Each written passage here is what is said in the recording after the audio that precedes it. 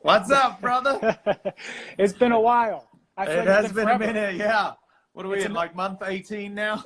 Month 8 time. It feels like it feels like another life I've known you. Yeah. What's I've going aged on? a couple of years since I've seen you, that's for sure. Under this hat are a bunch of grays, so I'm just trying to. I'm trying to keep young. The anti-aging remedies are in effect. I'm doing all my biohacking as best as I can. Yeah. So man, it's been kind of crazy out here, huh? It's a little different, right? It's not the usual programming. Exactly. One. Well, for those who are not familiar with you, we did a really good show, episode 50. We went in depth, but I've always been for more recently than not, I've seen you just on so many places imparting your knowledge, and it's a beautiful thing. You are a Thank mind you. architect. What the heck is a mind architect for those who don't know? That's me. I made it up based on the fact that, really what I'm doing is help sort of redesign and improve people's inner thinking space, right? So obviously the main focus is the mind, and the architecture is really looking at, okay, maybe there's some structures in there that don't serve you, that don't allow you to live to your greatest capacity, and more importantly, probably are creating, the majority of your woes, your suffering, and your diseases. So the more that we can transcend those and rewire, then the better life everybody gets to live. Yeah, and one thing we spoke about a little bit on our podcast is how much I truly feel that is aligned, because I've always believed that the physical is like the end stage manifestation of something that's brewing much deeper for quite a while. Absolutely. And the real health changes, and I know you've seen it with your clients, is when you make that intervention, it seems like those health dominoes start falling. Even if they're on the best supplements, best lifestyle, when it's really deep, it can. Do you agree with that? 100%. I mean, I'm biased because of what I do, but I would assert that every issue that anyone has stems in the mind. Like, there's going to be certain congenital issues based on genetics, like, somebody's born with certain manipulations of the genes, or there's stuff that is quote unquote part of their physicality if they've got certain deformations. But disease, suffering, all of the traumas that people experience on an emotional level, to me, is all based on mindset. So that, over the long term, if people are living in some state of what I call dis-ease, the absence of ease, then that is going to cascade into our physiology. It fires the sympathetic nervous system. You're dumping cortisol, adrenaline, and noradrenaline. And then if you do that for a few decades, which most people do, living in a mild to severe state of anxiety or unrest, then your body has to reflect that at some point. It's just physics, because not only is it a detrimental impact on your biology, but there's also the absence of the rejuvenative quality of proper digestion, right? If you're in a constant state of mild stress, then your digestive system isn't a priority, and so your body sort of shuts that down. It doesn't shunt the resources to breaking down, digesting, and metabolizing good food. So regardless of how fastidious you might be about eating well, if psychologically you're mildly stressed, then with all due respect, you're not actually getting the benefits of the food you're eating in any case. So your body's not repairing. It's sort of a bit of a double whammy. You're not only sort of degenerating yourself, but you're not repairing properly. So mindset is pivotal.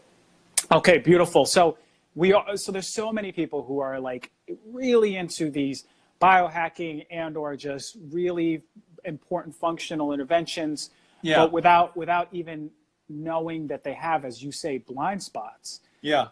Where do people start? Where do people start even having awareness? Where do people start? Do we meditate? Do we journal? Like, what are tools we can take for all of those who are listening that may not be able to work with you, or just some guidance so we could start the ball rolling, that gear moving? I think, I love the word dis-ease, right? So forget about anything that might be manifesting in our physiology. Let's look at, okay, where do you have some sort of unrest? Like, where are you, in lay terms, where are you upset? What are you stressed about? And so that is the first indicator. What are your concerns is one of my questions to everyone that I work with.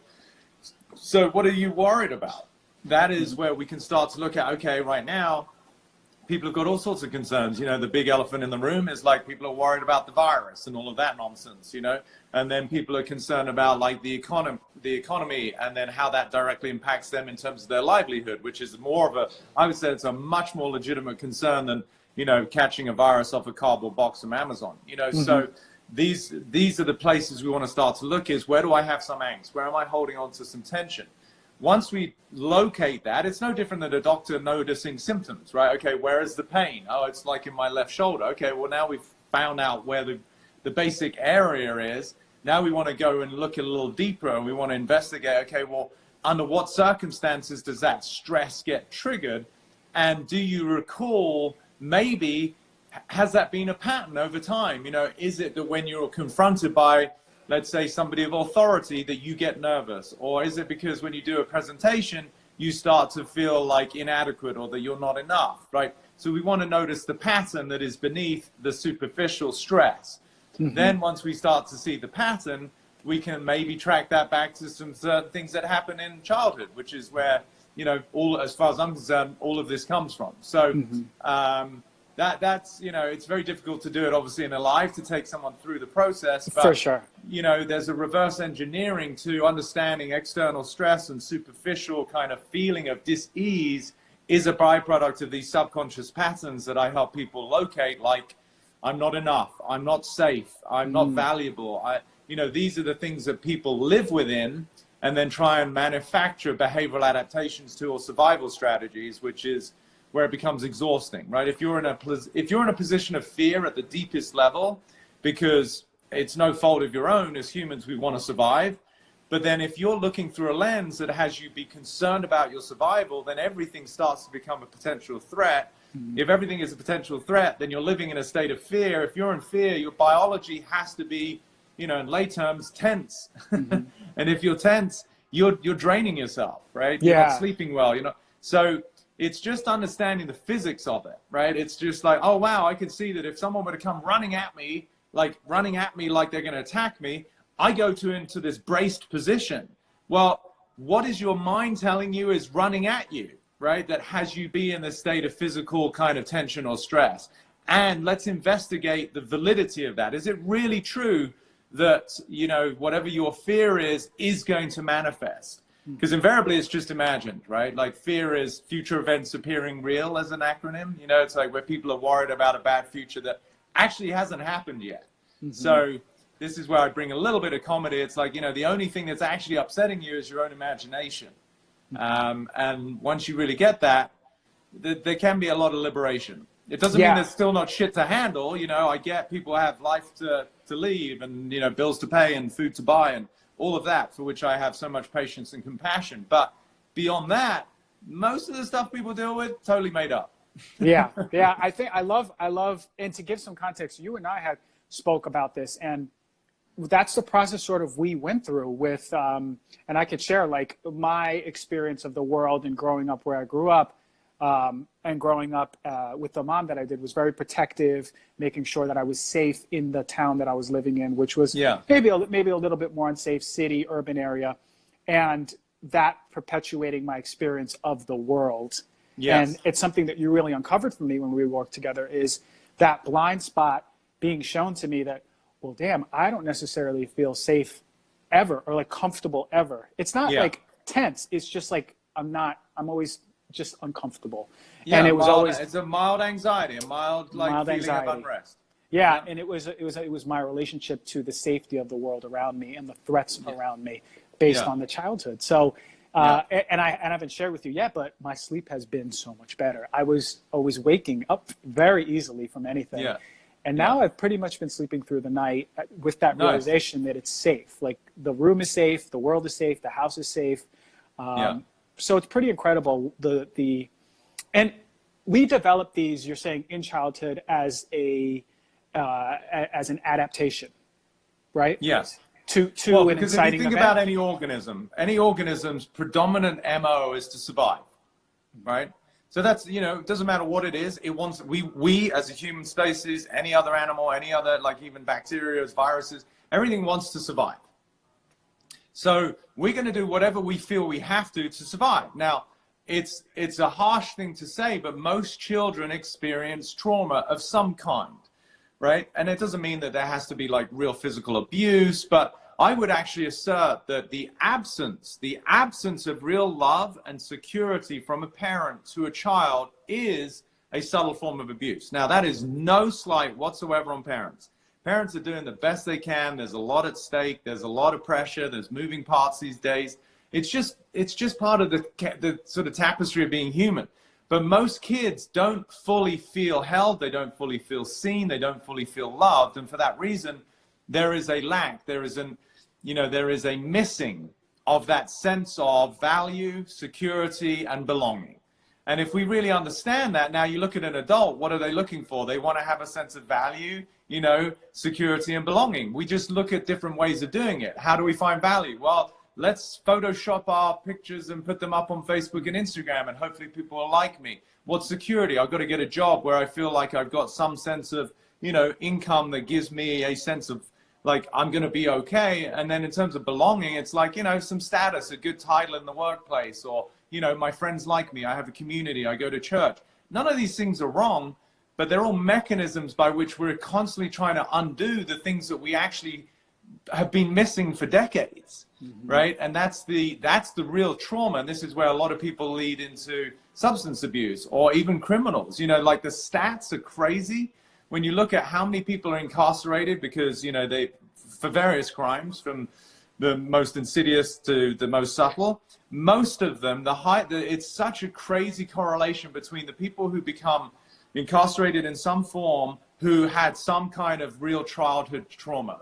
It just breaks my heart.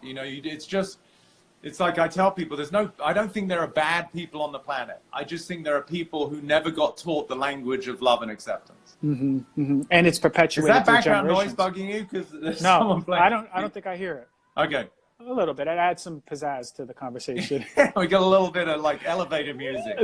I love it. Boom, going up to level 4. Kids stories. Yeah. We are going up a level right now. This is what we're doing. So you had mentioned. So let's say I'm a new parent. Hold that question. I'm going to grab my earbuds. 1 second. Okay. I hope you're all enjoying this. This is a super conversation. Yeah, just because it does make things a little clearer for me. That's for sure. Okay. All right. Yeah. All right. Let's level up. Level up. We're going up with that elevator music. Here we go. We got it. Okay. So how? That is actually clear. Crystal clear. Whoa, back off. That's way too loud. Add this to your part 2 of the comedy skits. Oh yeah, did you see that? The bloopers. Yeah, I was laughing. People love that. That was so fun. Yeah. Okay, we'll do another one. So parents then who are, let's say I'm a new parent and my family didn't show me love in any way which gave me value or security or any relevance. Yes. How do I learn how to give that? What value do I give to my child? What foundation do I lay in order for them to grow up to be potentially someone who is much more secure in their place in the world? Great question. And I have the joy of working with many people who are parents, and I love this question because, parents do care. And this is why I said no slight on parents, definitely nothing but massive amounts of love and respect for mothers, because people don't get how freaking extraordinary mothers are and the capacity they have. So if you're a guy out there listening to this, if you're a husband, if you're a father, please acknowledge the women and your wife and your spouse. So how do we do it? Well, first of all, it may sound, somewhat, what's the word I'm looking for? Commonsensical, but also maybe trite, is you've got to start with yourself, right? We can't give that to another which we don't have for ourselves, right? So the FAA recognized you've got to put on your oxygen mask first. So if you want to, quote unquote, be the best parent you can be, you personally, there's no such thing as the best parent. Everybody's got their own means of, holding, sharing, teaching, caring. But for you personally, the greatest access to sort of continuing the lineage of some love and some security and value for your next of kin is to find that for yourself. Otherwise, it's all sort of smokes and mirrors, and it's the emperor's new clothes, where you're basically trying to mollycoddle a kid, give a kid value when you don't have any.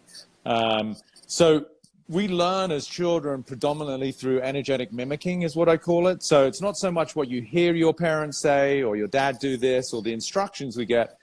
We actually learn more by who they are.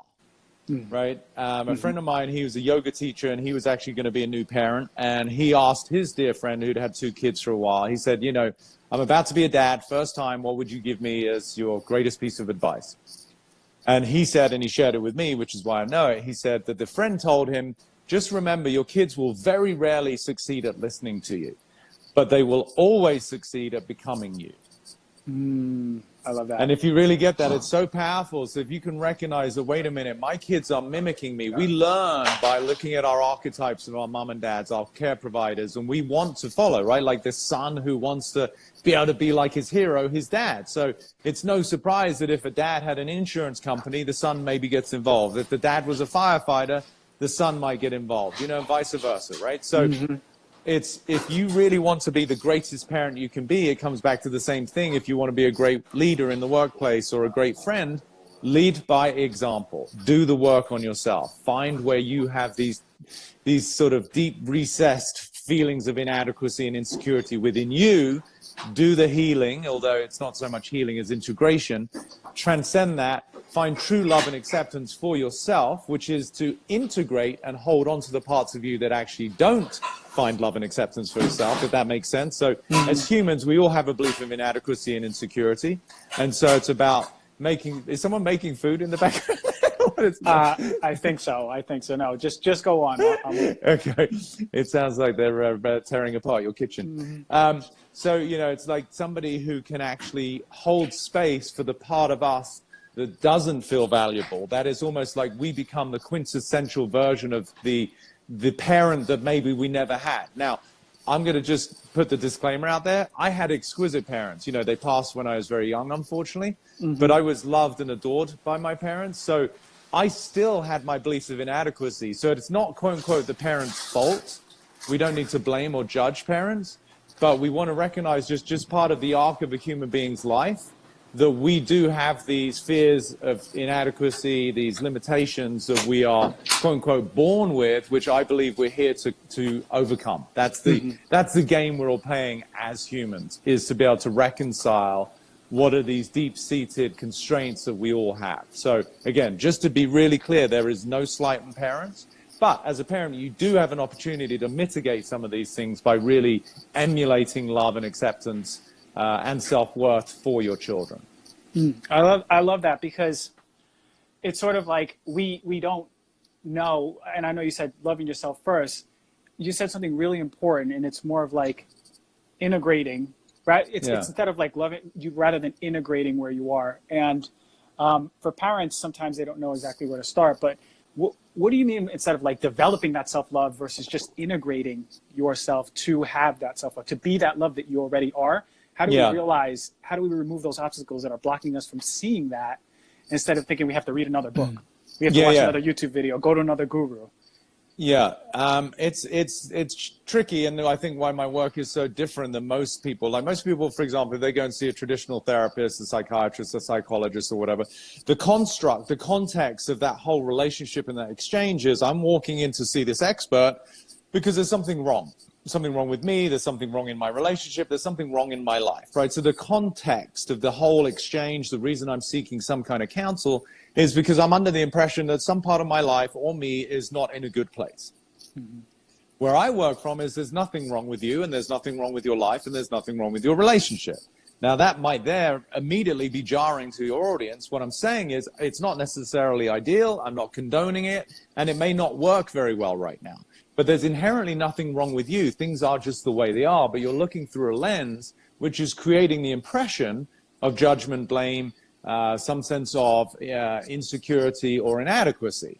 But it's just a lens, it's a perception, it's not a truth. So that's how we start to break free, is by recognizing, oh, wow, I can remember from when I was age 5 and that time that my older sister won the pageant and I didn't, that I believed that I wasn't as pretty as her. Or as a kid, as a little boy, I was the last to get picked on the football team that my older brother, he was the quarterback of, and he got all of these accolades. So I'm not good enough, right? And if we can start to look back at our childhood and where were those pivotal moments where we felt some sense of shame, we felt some sense of failure, we felt some sense of not belonging or some dismissing energy, And then to what degree have we really let that define us? Because most people who have become perfectionists, people pleasers, they totally compromise themselves in relationships. They become subservient. All of those behavioral adaptations are to deeper programming of some sense of I'm less than. But that I'm less than is a narrative. It's not a truth. We made it up. And that's where the freedom comes, is go, holy shit, there's nothing not good enough about me other than my own conversation about myself, which is blah, blah, blah. So when you get it, which is why I'm so passionate about this work, because literally, as I said at the beginning, there's nothing wrong with anyone. You just have a conversation to the contrary.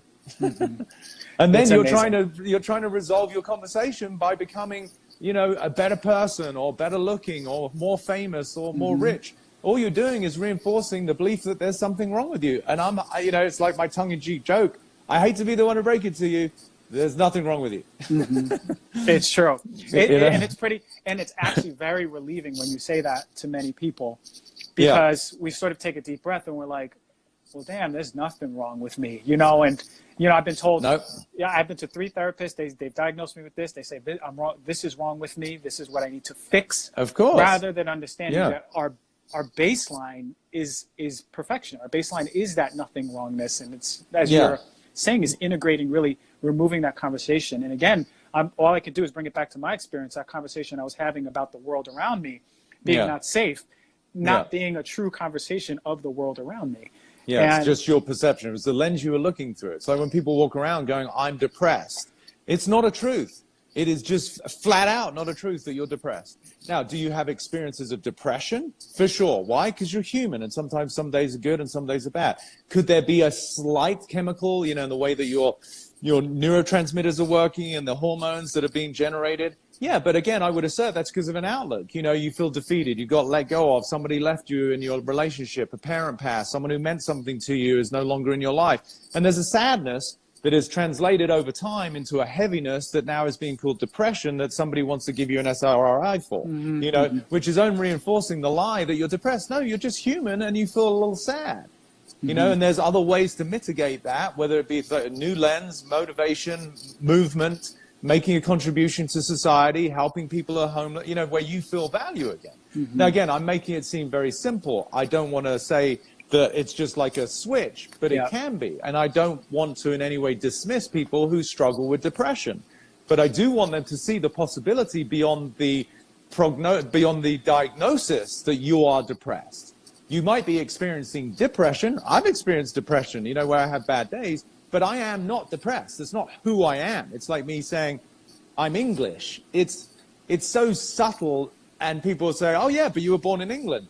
Yeah, but what's England? It's like a lump of land on a ball that's floating through space that someone called England once. Am I really English, or is it just because somebody made it up one day? And if you're American and I'm English, now we've got separation, you see? So these labels that we put on ourselves, they're not truths. They point to something, and it's kind of helpful. You know, if I'm walking down the street and someone says, hey, Peter, I know to turn around, because that's kind of what this meat suit is called, right?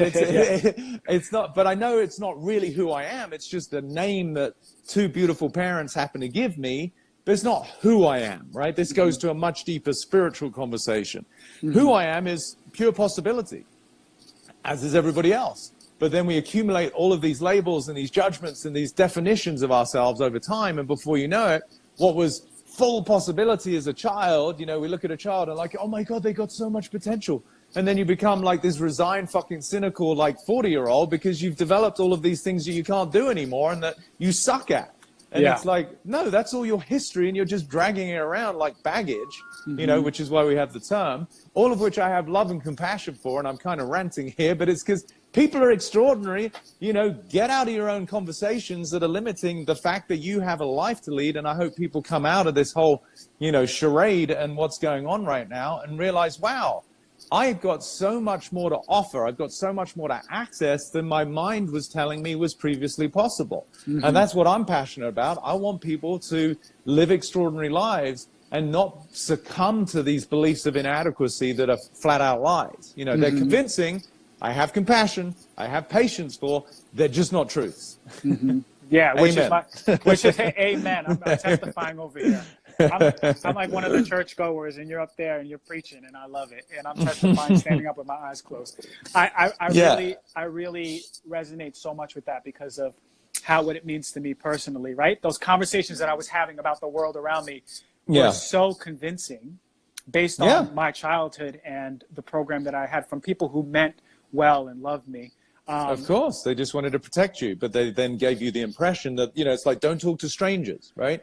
What does that imply? Like the world is dangerous. Now, I'm not saying that parents should say, no, go talk to whoever you want and get in vans and, chase puppies into, like dark streets. Yeah. No, I mean, you've got to have a level of discernment, give your kids like awareness, make them responsible, but don't plant fears. Which is incredible. You gave me a really powerful analogy with the goggles, with the blue goggles. Can you share what that means in the context of this whole conversation here? Sure. So one of the metaphors I use is that, if you were born with blue tinted glasses on, I always ask people, how would the world look? And, people legitimately, I would say 100% of the time, and understandably say blue, right? So if you're looking through glasses that have a blue lens, everything's going to have this hint of blue to it. Now, why it's powerful is that if you were born with blue tinted glasses on, you would not see the blue because that has always been your perspective. What you're looking through, you don't see because what you see is what's normal, right? So the power of distinguishing these subconscious patterns, which is my specialty, is to recognize you've been looking through a lens for 20, 30, 50, 70 years that you didn't even know you were looking through, for which reason to you it was normal. That's why someone would say, I knew it was too good to be true, or I knew it was too good to last. What sort of statement is that? That is just BS, but it's reinforcing a lens that says something like, I don't get good things happening for me, AKA I'm not valuable or special, right? So that's what it's revealing, which is the normal lens. So there's an expectation that things in my life aren't going to work out. And then people fight for and they justify their own limitations, which is the madness of the mind, right? It's no one's fault. It's all subconscious. But people are actually defending their own inadequacies. Oh, I knew that wouldn't work out, or watch me fuck this up, or it's like, what are you doing? Like, and again, it's like a child, for which reason it's naive, and we want to have some sense of, as I said, patience and compassion, but it's nonetheless such a disservice to the power of the human spirit that everybody is. If who you are is boundless, but you're looking through a lens that has you feel bound, you are doing yourself, the people you love, and the world at large such a disservice, because you are being stingy in a way that maybe you don't know, for which reason there's no judgment. But let's crack open these constraints and allow people to be fully self-expressed in their capacities, in their creativity, and most important, my personal passion, in your capacity to love. Like that's what I feel is missing. Like I said earlier, the people that end up incarcerated invariably are the byproduct, unfortunately, of childhood trauma. They were taught the language of survival and suffering and abuse. That is what they were taught. But if we teach people the language of love, of acceptance, of adoration, of respect, then we have an entirely different planet. We don't have people in government or in positions of leadership or billionaires of the world who are just trying to make more money at the expense and harm of other people, which again, I can't speak to categorically, but I feel that is going on. Why? Because they're human, and humans will do whatever they can to get what they want. It is a manipulation mindset. And if there's, billions of dollars at stake, you better believe people are going to fudge the rules a little bit, right? Yeah. So if we can wake up to the reverence of life, so that each human being is a reflection of life, and for that reason, we all warrant respect. We all warrant some sense of belonging. But if we don't start with ourselves, if we abuse ourselves and then we make our partners wrong, we make our family members wrong, then we are exhibiting the same energy of judgment and wrong-making that then we complain about in the business, in the workplace or in government. So, it's, as Shakespeare said, hatred is a curved blade, right? So if we're pointing fingers, hatred, blame, and judgment, I would assert it's the same thing, right? A curved blade, if I'm making other people wrong, I'm the one carrying the poison of judgment.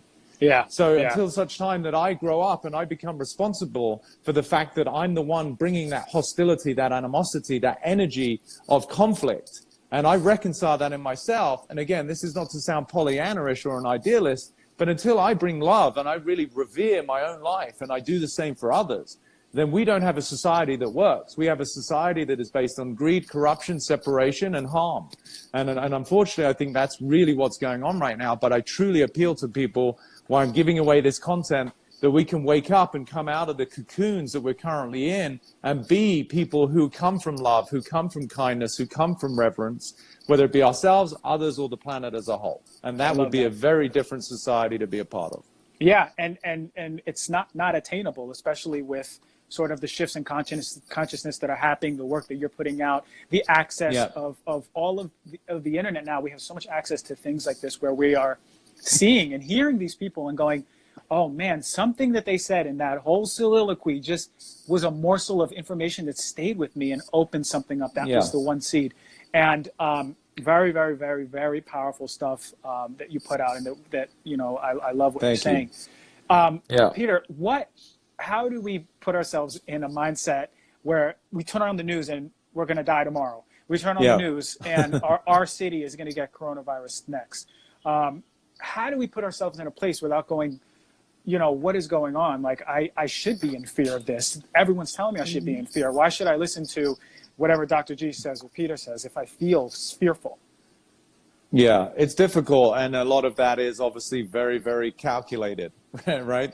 You know, there is the agenda of wanting to generate fear. And again, this is no conspiracy theory. This is just human behavior, right? So positions of power will often warrant or inspire somebody to want to maintain that. We see this in other countries, you know, that aren't maybe as democracies like ours, but where people in positions of power will do whatever they can to control the masses, right? So it's human nature.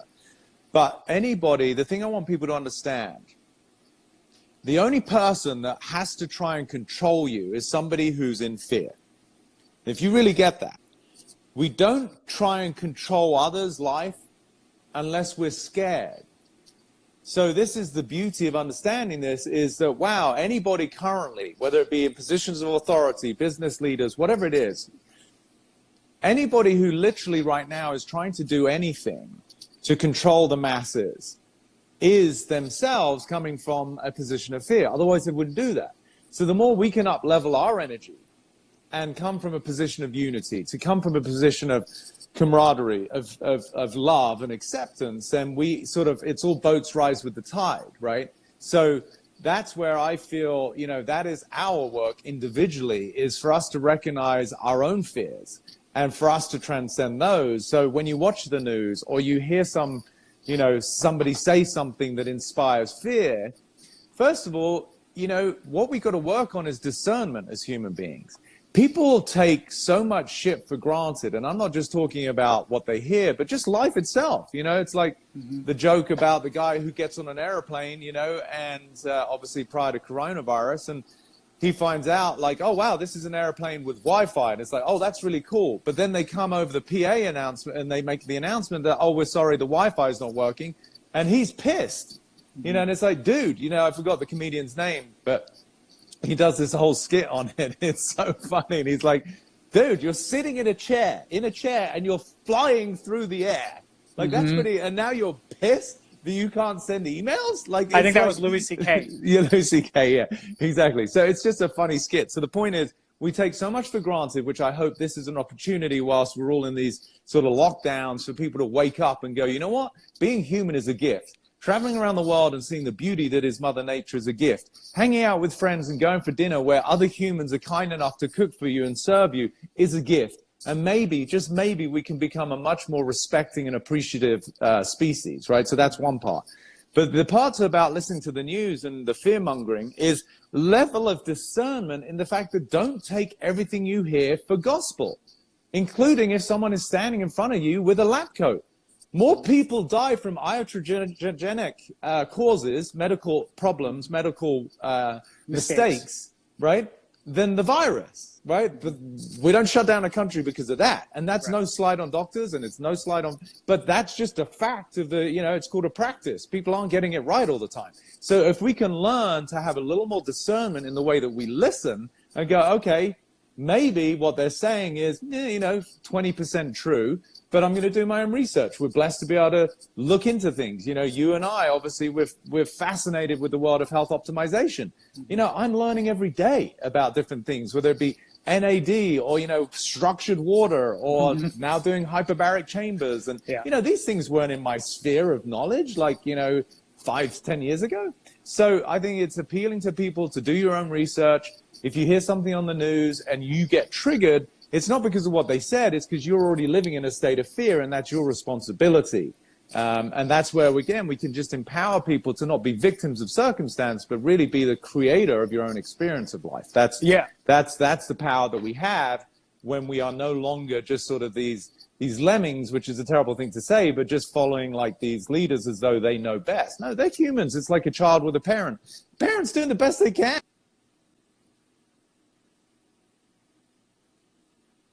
Was calling me. As kids, we listen as though our parents, you know everything. And, you know, it's like Bob and, you know, Mary doing the best they can. You know? It's like, but it's within the context of what they know and, you know, how they can put it out there.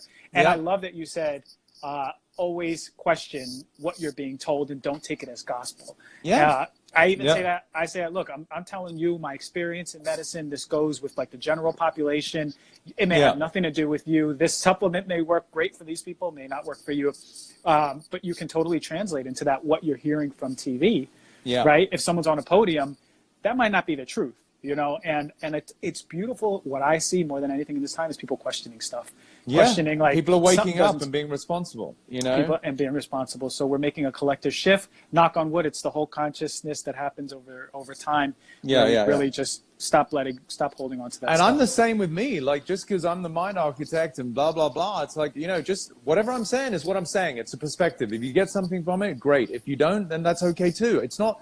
I'm not sitting here saying that I know everything or that what I'm espousing is the truth. But it is a perspective. It seems to bring people an immense amount of relief. It resonates with a deeper intelligence in them. They find huge amount of freedom and peace of mind after they listen to some of the things I say. Great. But then there may be somebody else that says something slightly different than me that has a bigger impact. Awesome. You've got to ultimately be able to default to your own discernment. And at the end of the day, what makes me feel the most alive? What makes me feel the most loved? What makes me feel the most free? Freedom is my #1 product. And as long as you're under the auspices that you are a victim of circumstance, then you are completely the antithesis of free, right? You know, if I'm dependent on what my doctor says or my senator says or even what my parents say, then I'm living in some kind of mental cage. Doesn't make you a bad person, but let's get you out of that, because that's no fun. That's no, like, what do we do with people literally, you know, quote unquote, when they've been bad, you know, we put them in a cell. But my assertion is, even if you're free on planet Earth, you're probably walking around in some kind of mental prison. And that's what I want people to break out of, because then that makes for a much more, as I said, loving, kind, respectful planet for us all to share. We don't have hostility. We don't have animosity. We don't have anger. You know, we don't make people wrong, because I've yet to meet a person who's happy and free who is angry. They don't go together. No, that's the antithesis. So if we, as rules of thumbs, we know we're on this, we're breaking down these illusions better if we feel more free, and those feelings of more free are, again, like operating more in love, as you said. Feeling more unity, feeling bonded to more people. Like these are rules of thought, like, right, where we're saying those are that's our healing mechanisms coming, or like that realization. Go ahead, Peter. If you recognize an organism as a whole, right? Nobody in their right mind, obviously certain people have imbalances where they are physically harming themselves, which is, you know, a crying shame, and I have a lot of sympathy, but you wouldn't knowingly just cut off your fingers for the sake of it, right? Because you recognize that is a part of you. You don't literally want to impart like damage, hurt, pain to yourself, to your own organism. But if we can extend that and go, well, wait a minute, you know, beyond the world of just like esoterics and poetry and sort of being Pollyanna-ish like this, oh, we're all one, but we are all connected, and this thing is showing, like, this planet, which is pretty massive, but really is tiny at the same time relative to the universe. We're all in this together, like literally, and one person's does have an impact on another. So if we can start to extend the same principle that I would not knowingly bring harm to myself, well, if you, Dr. G, are an extension of me in maybe ways that I don't fully see, but I understand, why would I bring harm to you as an aspect of me? Right? And then we start to expand that out into the world and go, well, they are a reflection of life, which I am a part of. I'm not going to do anything that brings any kind of damage or harm to another part of me. Because the animosity and the anger that I'm willing to express out into the world is a reflection of my own. Right? So even if I think I'm harming another, I'm the one carrying the poison, right? You know, if I have bitterness and frustration towards somebody, they might not even know about it. Who's the one really suffering? The person I'm making wrong in my head, or I'm the one carrying the stress and the cortisol, right? So extending that whole principle of doing no harm, because I wouldn't do it to myself or my kids, but extending that to society as a whole, that literally changes the game of what it means in terms of how we relate to one another. And you don't have to agree with it. It feels very different. You know, you walk around on the streets and it's like somebody is literally my quote unquote brother and sister, not in a LA tribal way, but you know, literally you're an extension of myself. And for that reason, I'm going to respect. It doesn't mean that I like the food you eat, you know, or I particularly think that your wardrobe choice is amazing. But, you know, I'm going to honor who you are and allow you to make your choices. Yeah. Wow. That's some powerful stuff. I love that, Peter, and everything that you've been speaking about today, as always. Thank you. You have online courses now. I know you do, because I have gotten the emails for them, ready to do them. Yeah. You are also offering free. So someone can do a free online course. Yeah, thank you. No, for the lives, I mean, this is all new to me, but like doing these lives, it's just been fun, just as my way of trying to contribute.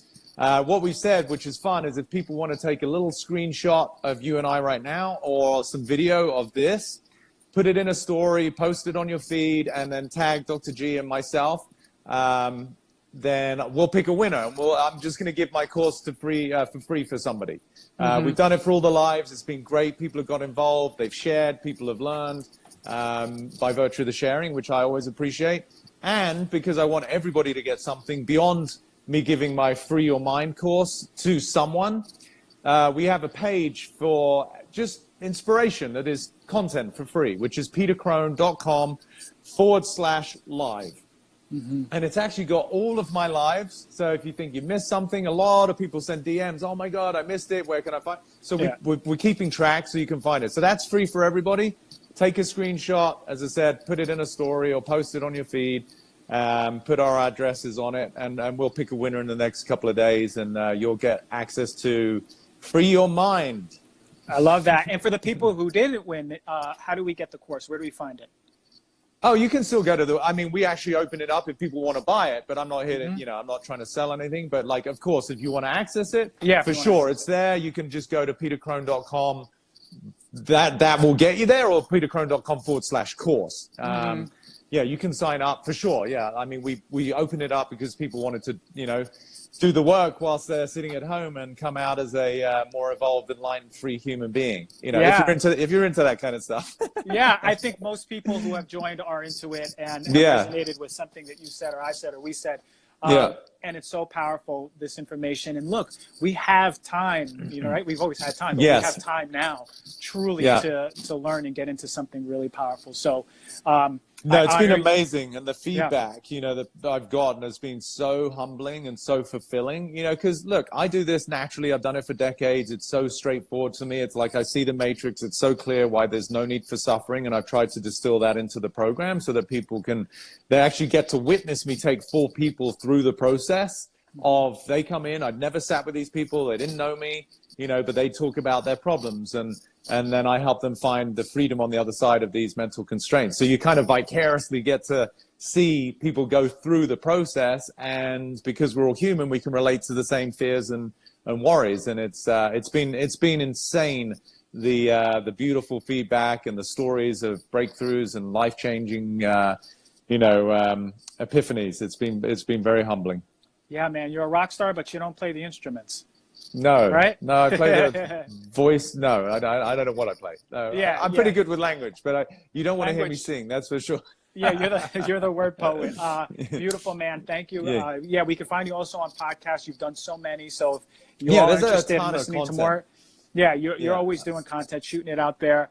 I look forward to Yeah. seeing you again in LA. Whenever this happens, we can finally, get together. Yeah, But thank we'll you. come back together. I know. Yeah. Hopefully it'll be not too soon and not too long. And I appreciate you having me on. I hope people got something out of this. And 100%. yeah, beautiful. Thank you, Peter. All right, take care. You're welcome. Be well, everyone. See you. All right, see you. Ciao.